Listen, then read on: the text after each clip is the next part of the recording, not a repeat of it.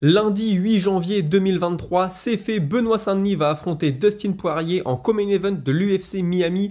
Francis Ngannou remet les gants de boxe et monte sur le ring pour se frotter cette fois-ci à Anthony Joshua. Cody Garbrandt peut-il aller rechercher la ceinture des poids coqs de l'UFC? C'est le moment MMA, soyez tous les bienvenus.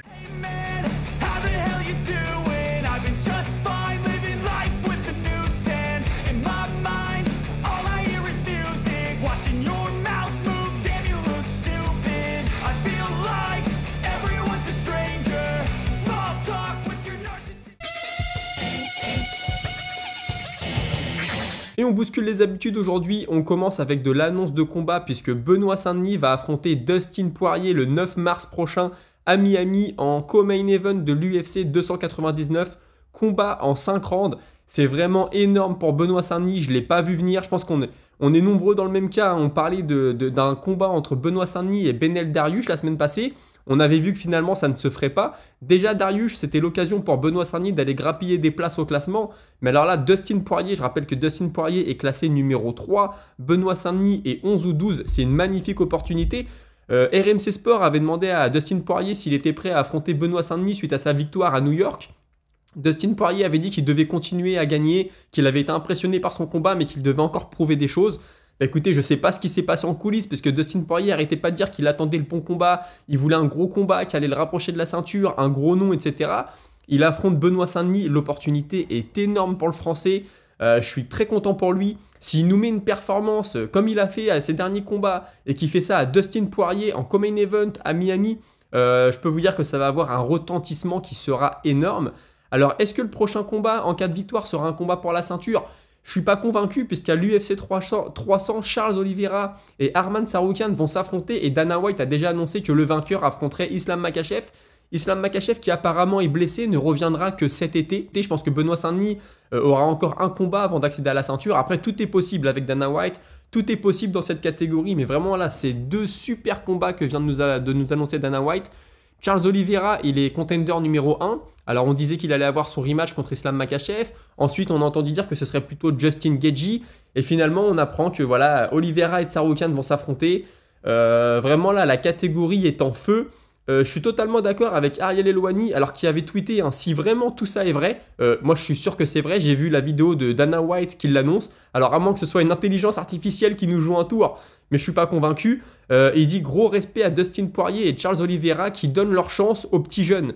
Et il a raison, on en a parlé la semaine dernière ou il y a 15 jours, on disait la catégorie elle est bloquée, on a l'impression que les anciens ne s'affrontent que entre eux, les Gaethje, Oliveira, Poirier, que les jeunes s'affrontent entre eux, mais du coup il y a deux classements dans une catégorie, c'est un peu compliqué. Là on casse les codes, je suis très content. Alors on aura l'occasion d'en reparler, hein, mais pour Benoît Saint-Denis vraiment c'est une opportunité en or et j'espère vraiment que les choses tourneront à son avantage. Et la prochaine info elle concerne Eric Nicksick, coach emblématique, coach notamment de Sean Strickland et de Francis Ngannou. Il a été élu à raison je trouve par de très nombreux observateurs coach de l'année. Il est revenu sur toute cette année qui vient de s'écouler. Pas facile au début, hein, puisque Strickland, quand on démarre l'année, il est sur 2 défaites de suite, un KO contre Pereira, une décision serrée, mais une défaite quand même contre Jared Cannonier. Et Francis Ngannou s'était séparé de l'UFC, donc il y avait beaucoup de critiques, on pensait que c'était la fin de Francis Ngannou, qu'il avait fui devant l'adversité, etc. Bah écoutez, tout ça nous a donné bien tort, puisque maintenant Sean Strickland a la ceinture autour de la taille, et Francis Ngannou vient de perdre contre Tyson Fury, certes, mais il sort de ce combat grandi, c'est le grand gagnant de la soirée, on est tous unanimes là-dessus. Donc voilà, Nicksick explique concernant Strickland tout d'abord que c'est quelqu'un de très sérieux, très motivé, qui est tout le temps à la salle, mais que les propos de Dricus Duplessis, excusez-moi, l'ont un peu touché. Il dit voilà, j'ai senti qu'il avait une motivation supplémentaire dernièrement, mais j'ai calmé un peu ses ardeurs. Je lui ai dit attention, ne combat pas sous l'émotion, il faut que tu suives le game plan, sinon tu vas avantager Dricus Duplessis. Donc c'est un combat qui va être très serré. Moi je vois un peu plus ce Strickland, je sais que vous êtes nombreux à voir un petit peu plus Duplessis. Ça va être serré. Maintenant, c'est sûr que si Strickland commence à disjoncter mentalement, ça va pas l'avantager dans ce combat. Concernant Francis Ngannou, bah voilà, il explique qu'il était convaincu que Francis réussirait, peu importe les choix qu'il ferait après l'UFC. Il dit voilà, s'il était resté au MMA, j'avais entièrement confiance en lui. S'il allait en boxe anglaise, j'avais aussi entièrement confiance en lui. C'est quelqu'un de sérieux, c'est quelqu'un de motivé, c'est quelqu'un de talentueux. Et il est très content forcément de la tournure qu'ont pris les choses. Il explique aussi que financièrement, ça a changé sa vie. Francis Ngannou a toujours pris beaucoup soin de lui. Il dit ouais, j'ai toujours eu un haut pourcentage sur ses revenus, mais là, suite au combat contre Fury, quand j'ai vu mon compte le matin, j'avais les larmes aux yeux. J'ai remercié Francis Ngannou, je lui ai dit qu'il avait changé ma vie. Et lui, en échange, m'a dit mais toi, c'est pareil, quand je suis arrivé dans ta salle, t'as changé ma vie, j'ai eu la ceinture grâce à toi, etc. etc. Donc écoutez, c'est la belle histoire de l'année. Hein. Il explique aussi que Ngannou est quelqu'un de très généreux. Suite à son combat contre Stipe Miocic, il a acheté des tatamis pour toute la salle. Il dit moi j'avais pas des tatamis partout, Francis Ngannou il a fait ça pour l'équipe, il a fait ça pour tout le monde. Je l'en remercie énormément. Alors ça moi c'est un point que je voulais soulever parce qu'on voit beaucoup de salles aux États-Unis ultra équipées avec des sacs de frappe partout, des tatamis, etc. Mais il faut pas oublier que souvent quand les coachs démarrent entre guillemets, ils ont des salles qui sont parfois un peu pourries. Hein. Ils s'entraînent dans des garages, dans des hangars, dans des entrepôts. Ils s'entraînent là où ils peuvent et puis petit à petit ils arrivent à monter des combattants, ils touchent un peu plus d'argent, ils réinvestissent dans la salle, etc. Mais pour les coachs, c'est pas forcément tout rose, surtout au début. Alors, quand il donne cette interview, on n'était pas encore au courant que Francis Ngannou allait affronter Anthony Joshua. Et donc, il expliquait que le combat avec Wilder avait perdu du sens. Il dit, ouais, d'avoir vu Wilder perdre comme ça, forcément qu'on est un peu moins intéressé maintenant. Alors, il concédait aussi que, par contre, le combat contre Joshua avait pris de l'importance. Bon, bah, maintenant, on sait que c'est officiel, ça va être fait. Donc tant mieux. Il explique aussi qu'à l'UFC, Francis Ngannou n'était pas libre de ses sponsors. Il dit par exemple, c'est tout bête, mais les combattants de l'UFC c'est sponsorisé par Crypto.com. Donc Crypto.com, pour ceux qui ne connaissent pas, c'est une plateforme d'achat, de vente de crypto-monnaies. Il dit, mais il y en a d'autres des plateformes, il y a notamment Coinbase. Et Francis Ngannou, s'il avait pu être sponsorisé par Coinbase, ça n'aurait pas été possible parce que l'UFC c'était Crypto.com et du coup ça faisait de la concurrence. Donc il y avait plein de choses qui n'allaient pas dans le contrat de Francis Ngannou, notamment les sponsors. Il expliquait que le choix numéro 1 de Francis Ngannou à la base, c'était le rematch contre Tyson Fury. Mais il était conscient que ça allait être un peu compliqué puisque Fury est censé affronter Usyk, donc ça faisait beaucoup d'attentes. C'est pour ça, je pense que maintenant Ngannou va affronter Joshua. Il explique aussi que c'est pas dur de trouver un adversaire à Francis Ngannou quand on sait l'argent qu'il y a à gagner. Alors ça, je pense que c'est à la fois en boxe et en MMA. Parce qu'en boxe, il va forcément affronter des gros noms, ça va faire de l'argent. Et puis en MMA, c'est pareil, les mecs veulent affronter l'ancien champion de l'UFC.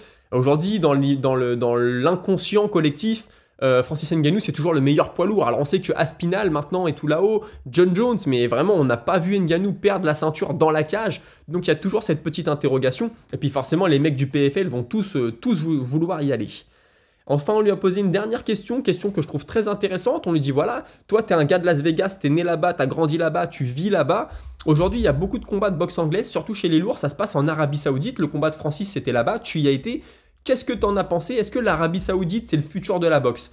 Alors il a dit c'était génial, franchement la soirée était très bien organisée, la salle était très belle, mais Las Vegas, il y a un truc en plus, il y a une ferveur dans la ville, il y a une histoire, toute la semaine on a des clips publicitaires qui sont projetés sur des panneaux, la ville va vivre au rythme des combats.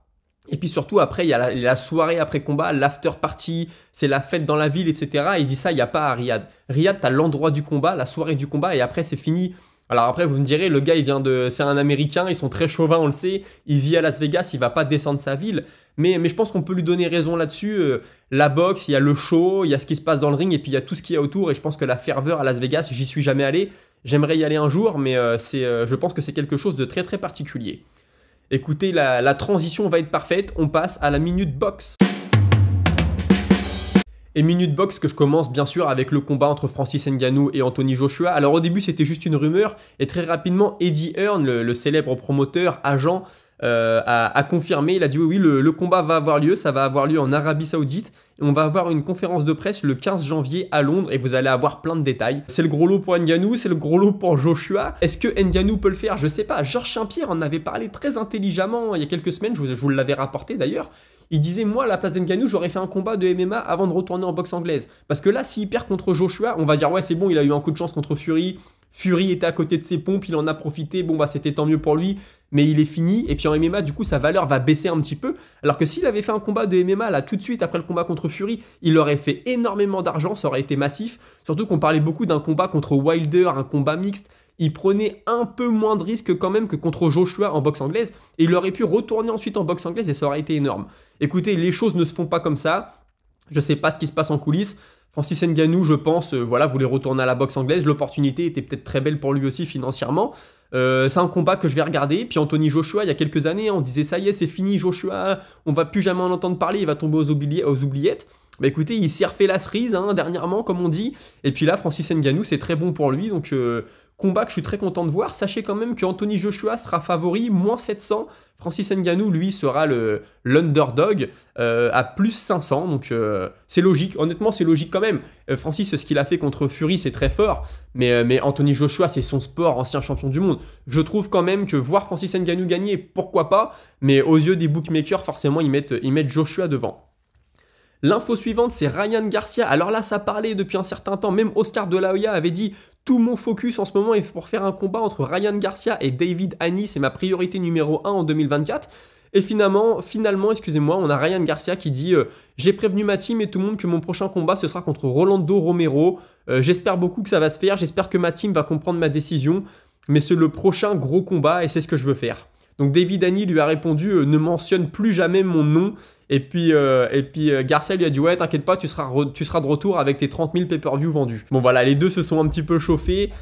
Écoutez, je sais pas, je connais pas assez pour parler. Ce qui est sûr c'est que Garcia contre Haney sur l'affiche, je pense en tout cas pour monsieur madame tout le monde, ça faisait un peu plus gros que Ryan Garcia contre Romero. Maintenant, je me trompe peut-être, vous me direz dans les commentaires, vous le savez, la boxe anglaise, c'est pas forcément mon truc. Et il y a de belles choses qui arrivent en boxe anglaise en tout cas. Retourne au MMA tout de suite avec Chris Weidman. Son combat contre Bruno Silva est officialisé pour le 30 mars à l'UFC Fight Night Atlantic City. D'ailleurs, Chris Weidman qui vient de finir un jeûne de 86 heures, il explique que c'est d'avoir vu Dana White le faire qui lui a donné très envie. Il avait ça dans un coin de la tête depuis un petit moment et là, ça y est, il s'est lancé. Est-ce que ça l'aidera dans la cage? Je suis pas convaincu, mais si ça lui a fait plaisir de le faire, écoutez, pourquoi pas? On a Raúl Rosas Jr. qui va affronter Ricky Turcios à l'UFC Mexico City le 24 février. Alors Raúl Rosas Jr., il y avait une hype autour de lui, l'UFC poussé derrière, combattant très jeune, avec une gueule, hein. Il y a quelque chose à faire avec lui. Il avait connu une petite déconvenue dernièrement.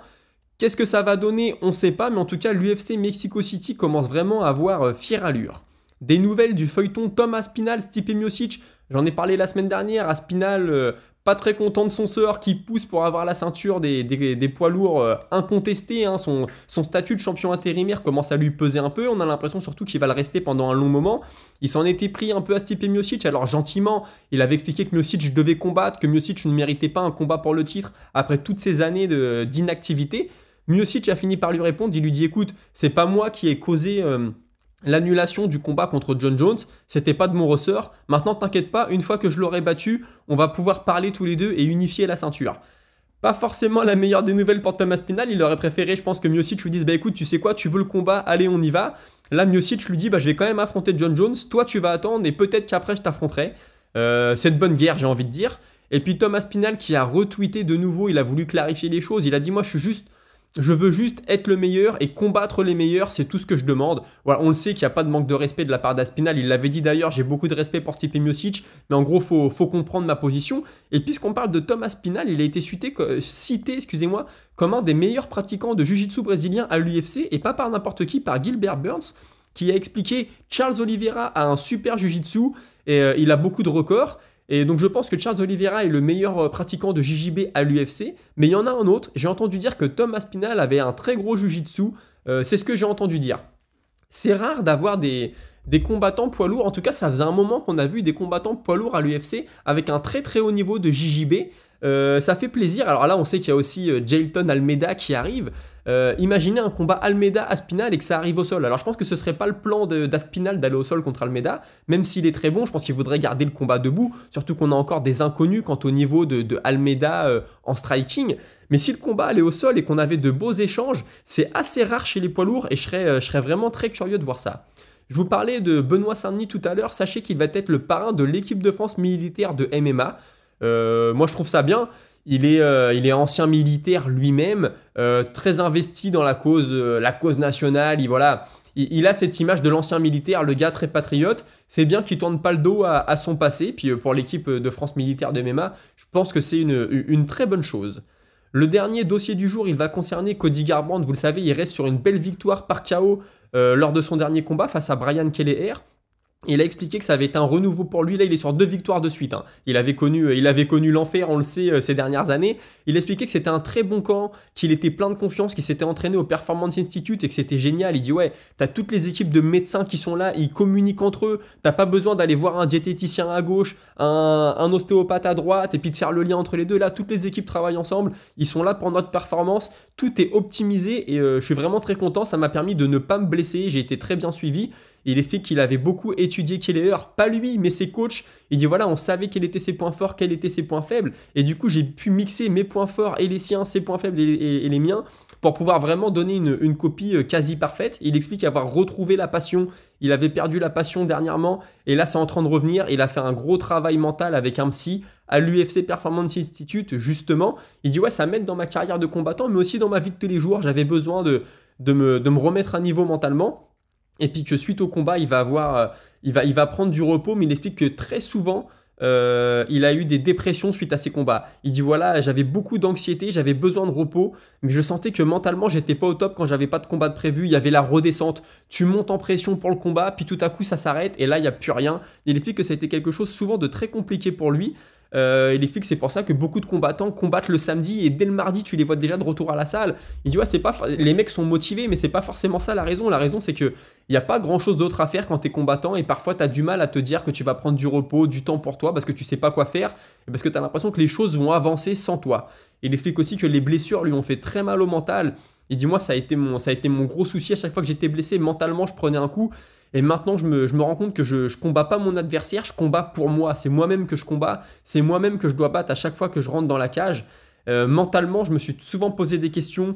Pourquoi je suis dans la cage? Qu'est-ce qui se passe si je vais perdre? Tout ça, ça me faisait du mal. Ça teintait ma performance. J'étais pas au top quand j'arrivais dans la cage. Et je pense qu'aujourd'hui, d'avoir travaillé avec des psychologues, j'ai réussi à surpasser ça.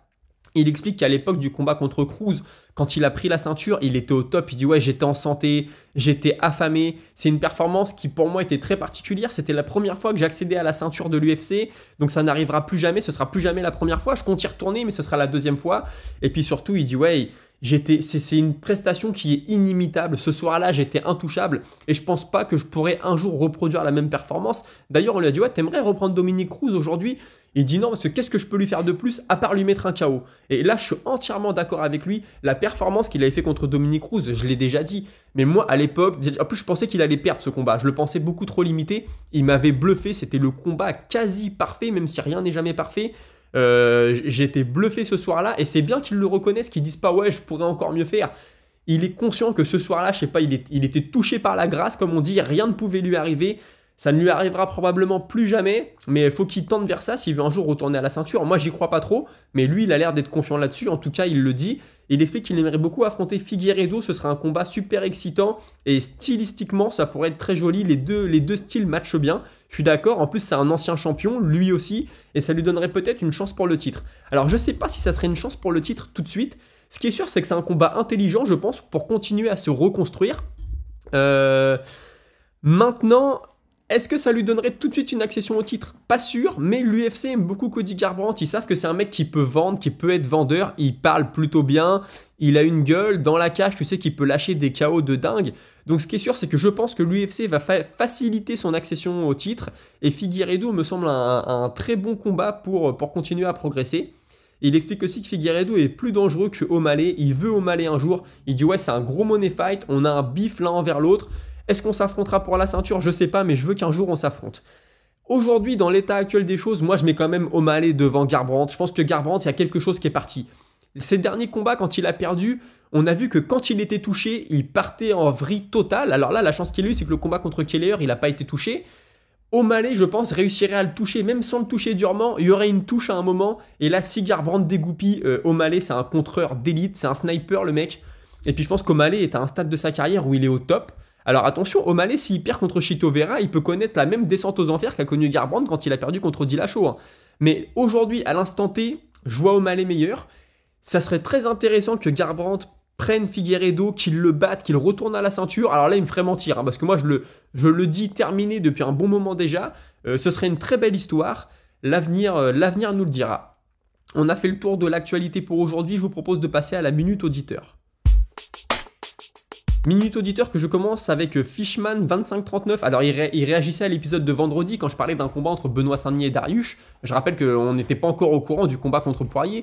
Il me dit, moi j'espère que ça va pas se faire, ce serait peut-être bien d'un point de vue ranking, mais à part ça, BSD a rien à gagner. Dariush est sur plusieurs défaites d'affilée, tout le monde le voit prendre sa retraite, donc BSD gagne, ça va surprendre personne, et s'il perd, la hype va baisser. C'est vrai que j'étais plutôt d'accord avec toi, mais je voyais pas qui pouvait affronter Benoît Saint-Denis, parce que Poirier, j'y croyais pas du tout, Tsaroukian non plus, Oliveira non plus, donc après je t'avais dit, ouais, peut-être un Gamrot ou un Turner.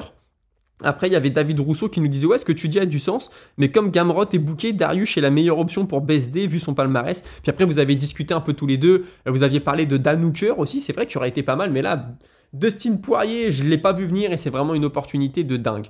On avait Vincente Mata qui disait « Je comprends Thomas Spinal, John Jones et son Dana White privilège, excusez-moi, il ne pense qu'à sa legacy et de fait ça bloque la catégorie. » C'est entièrement ça, vous êtes plusieurs à avoir relevé le truc. C'est pareil, il y a le Glaude Robert 19401 qui dit la même chose. 9401 pardon, qui dit la même chose. Il dit ouais, Dana White ne veut pas que John Jones perde face à un mec qui n'est pas vraiment connu du grand public. C'est vrai que Aspinall, nous les fans de MMA on le connaît, mais le reste des gens ne connaissent pas trop. Miocic un peu plus parce qu'il a été champion, il a été un peu marketé à une époque, il avait battu Ngannou, etc. Donc c'est vrai que ce privilège là c'est gênant, ça bloque la catégorie et moi j'aime pas du tout. Si John Jones et Miocic s'affrontaient, qu'il n'y avait pas la ceinture en jeu, que ça bloquait pas la catégorie, je serais pas contre. Mais là John Jones est champion, à la limite qu'Aspinall soit champion intérimaire, ok, mais il faut que ce soit Aspinall qui ait le combat pour la ceinture ensuite et pas Miocic. Écoutez, c'est comme ça, on verra comment ça va évoluer. Et j'ai David Rousseau qui me dit pas du tout envie de voir des combattants sortir de leur retraite pour l'UFC 300. Les noms ne font pas rêver du tout, il faut penser à la performance. Bah ouais, écoute, je suis plutôt d'accord avec toi. On m'aurait dit Khabib sort de la retraite, j'aurais été super content. Georges Saint-Pierre, pourquoi pas, même si maintenant, voilà, ça commence à faire un moment qu'on ne l'a pas vu. Mais non, moi je pense qu'il y a des super combats à faire actuellement avec des mecs qui sont actifs. Peut-être même aller chercher de double ceinture, pourquoi pas. Je suis pas le plus grand fan, mais admettons pour l'UFC 300, tu fais un truc particulier. Mais ouais, si on nous sort un Brock Lesnar, etc., je ne suis pas fan du tout. Et puis il y a Samuel Francin qui me dit « Est-ce que tu serais content de voir Edwards contre Bilal pour le main event de l'UFC 300 ?» Personnellement, je serais quand même déçu, même si je pense que Bilal mérite sa chance pour le titre. Je suis d'accord, Bilal il mérite entièrement, on va en parler demain, il a donné plusieurs interviews, Mohamed. Je suis assez d'accord avec ce qu'il dit d'ailleurs sur plusieurs points, puis il est assez intéressant à écouter parler comme mec. Mais main event de l'UFC 300, Edwards, Mohamed... Je suis pas sûr que les noms soient assez gros, je veux rien leur enlever, hein, c'est des athlètes d'élite, Edwards est champion, Mohamed a largement mérité sa chance, mais je pense que ça demande quand même un plus gros nom pour le main event de l'UFC 300. Peut-être que l'UFC va mettre ces gars-là, hein, peut-être, pourquoi pas, s'il y a une carte, moi de toute façon je vais regarder dans tous les cas. Pour moi c'est un combat très excitant, mais si tu veux vendre ça à des gens au-delà des fans de base de l'UFC, je pense pas que Edwards contre Mohamed ce soit le combat idéal. Écoutez, on arrive au bout, c'était le premier épisode de la nouvelle saison, j'ai envie de dire, meilleurs vœux à tous ceux qui n'ont pas suivi pendant les vacances. Si vous découvrez l'émission, sachez que je sors une émission tous les jours du lundi au vendredi à 17 h. J'ai commencé à faire des petits shorts YouTube aussi, mais le gros c'est l'émission de 17 h. On parle de l'actualité MMA, des informations majeures. N'hésitez pas à commenter, à en parler autour de vous, à liker. Moi, je réponds à tous les commentaires à l'écrit. Si un jour je réponds pas, m'en voulez pas, c'est vraiment pas de chance. Hein. Je suis passé au travers, mais pour l'instant, je pense pas que ça me soit arrivé, peut-être une ou deux fois. Précisez bien dans les commentaires de qui vous parlez, parce que des fois, il y a des gars qui me lancent des... Moi, je parle de 5, 6, 7 sujets, et il y a un gars qui répond juste pour un sujet, mais il me dit pas de qui il parle, du coup, je suis un peu perdu des fois. Et puis, merci à tous ceux qui commentent pour me dire qu'ils apprécient le contenu, qu'ils soutiennent. Je vous cite pas à chaque fois, forcément, mais ça fait très plaisir de faire une émission, et puis de voir que les gens aiment, que les gens suivent, tout ça. Donc, merci d'être là. On se retrouve demain à 17 h. Passez une bonne soirée. Salut!